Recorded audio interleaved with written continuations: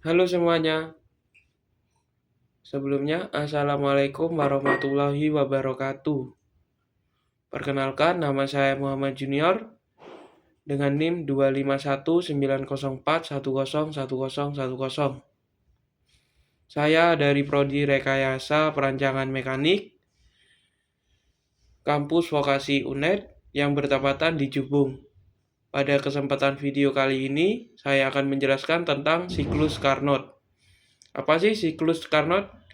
Siklus Carnot adalah siklus termodinamika ideal yang digunakan sebagai standar acuan atau benchmark untuk menentukan efisiensi maksimum dari suatu mesin kalor.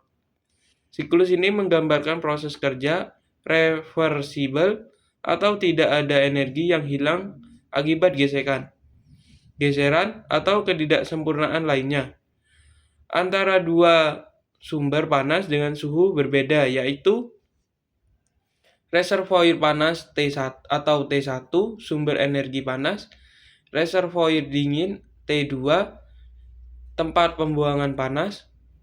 Siklus Carnot diperkenalkan oleh Sadi Carnot pada tahun 1824 dan merupakan dasar dari hukum kedua termodinamika.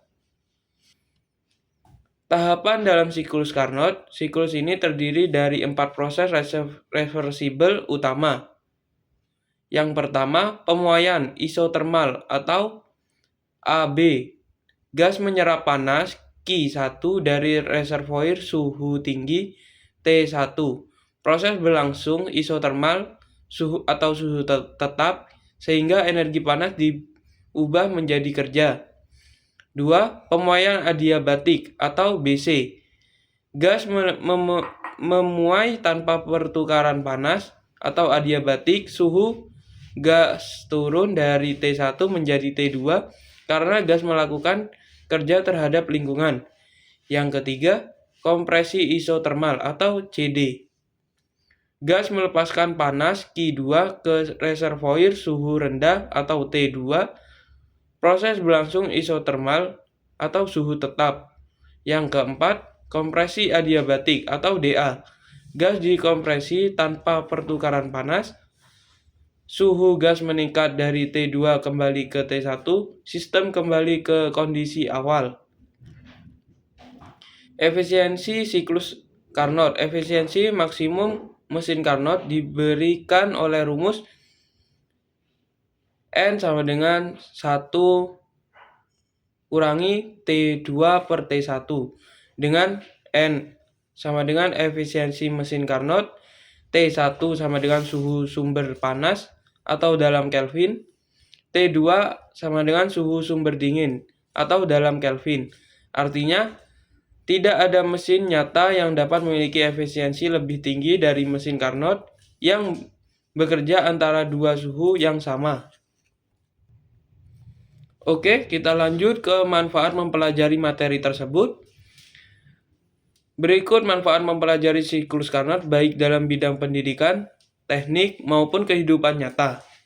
Yang pertama, memahami efisiensi energi. Yang kedua, dasar dalam perancangan mesin dan sistem termal. Yang ketiga, menjadi landasan hukum kedua termodinamika.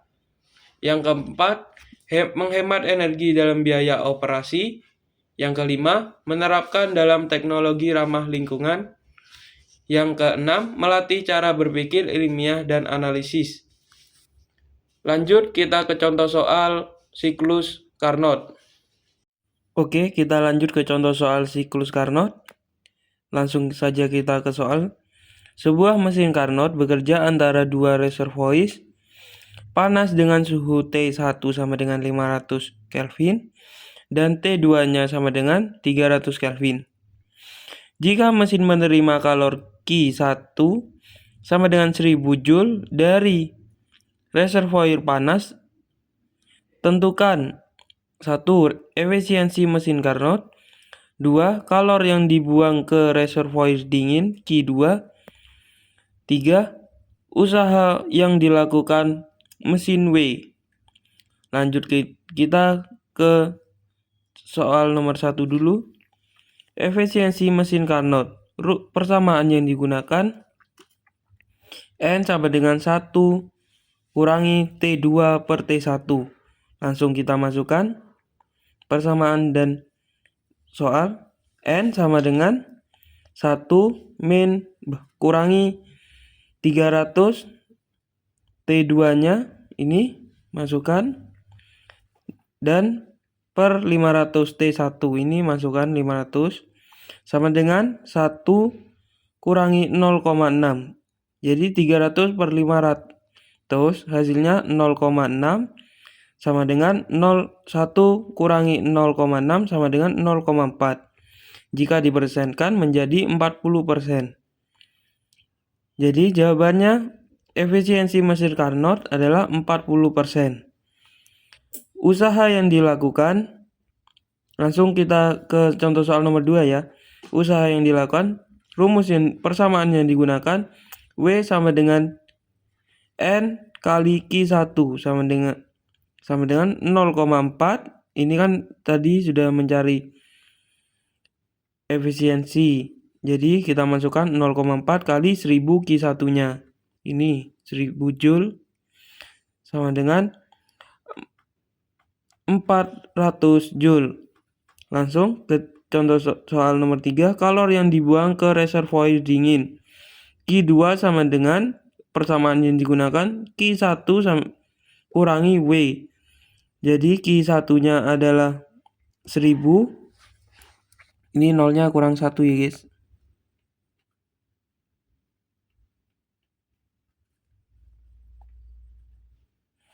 1000 kurangi 400 sama dengan 600 Joule. Jadi hasilnya adalah 600 Joule. Sekian dari saya. Wassalamualaikum warahmatullahi wabarakatuh.